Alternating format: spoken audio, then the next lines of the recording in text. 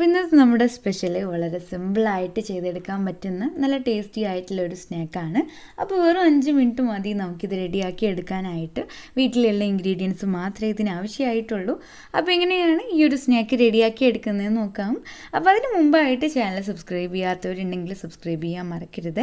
തൊട്ടടുത്ത് കാണുന്ന ആ ബെല്ലൈക്കൺ ഉണ്ടല്ലോ, അതും കൂടെ ഒന്നങ്ങ് ക്ലിക്ക് ചെയ്യുകയാണെങ്കിൽ ഇന്ന വീഡിയോസൊക്കെ ഇടുമ്പോൾ അതിൻ്റെ നോട്ടിഫിക്കേഷൻസൊക്കെ നിങ്ങൾക്ക് പെട്ടെന്ന് തന്നെ അങ്ങ് കിട്ടുകയും ചെയ്യും.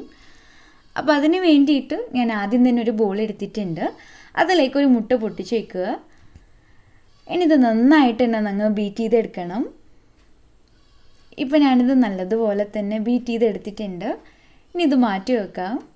ഇനി ഒരു ബോൾ എടുത്തിട്ട് അതിലേക്ക് ഒരു കപ്പ് അളവിൽ മൈദ ചേർത്ത് കൊടുക്കണം.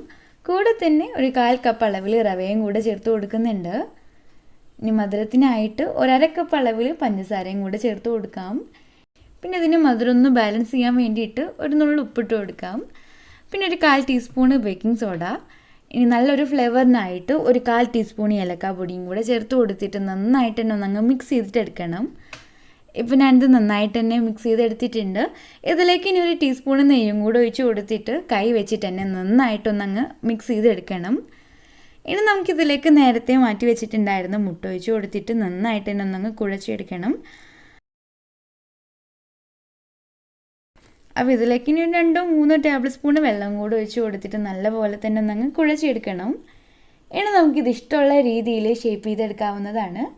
അപ്പോൾ ഞാനിപ്പോൾ ഈ ഒരു രീതിയിലാണ് ഇത് ഷേപ്പ് ചെയ്തെടുക്കുന്നത്.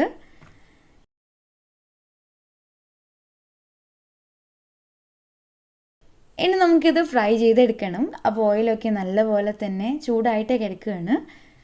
ഇനി തീ ഒരു മീഡിയം ഫ്ലെയിമിൽ വെച്ചതിന് ശേഷം ഓരോന്നായിട്ട് ഈ എണ്ണയിലേക്ക് ഇട്ട് കൊടുക്കാം. അപ്പോൾ ഒരു ഭാഗം റെഡി ആയി കഴിഞ്ഞാൽ നമുക്കിത് മറിച്ചിട്ട് കൊടുക്കണം. ഇപ്പോൾ ഇതിൻ്റെ കളറൊക്കെ ഒന്ന് മാറി വന്നിട്ടുണ്ട്. ഇനി നമുക്കിത് കോരി മാറ്റാം. എന്നിട്ട് ബാക്കിയുള്ളത് നമുക്ക് ഇതുപോലെ തന്നെ ചെയ്തെടുക്കാം. അപ്പോൾ ഇത്രയേ ഉള്ളൂ, നമ്മുടെ സ്നാക്ക് എല്ലാം ഇവിടെ റെഡി ആയിട്ടുണ്ട്. അപ്പോൾ എല്ലാവരും ഒന്ന് ട്രൈ ചെയ്ത് നോക്കിയിട്ട് ചെയ്ത് നോക്കുന്ന സമയത്ത് ഫീഡ്ബാക്സൊക്കെ താഴെ കമൻറ്റ് ബോക്സിൽ അറിയിക്കുക. അപ്പോൾ നിങ്ങൾക്ക് ഈ വീഡിയോ ഇഷ്ടമായെന്ന് വിചാരിക്കുന്നു. ഇഷ്ടമായെങ്കിൽ ലൈക്ക് ചെയ്യാനും ഷെയർ ചെയ്യാനൊന്നും മറക്കരുത്.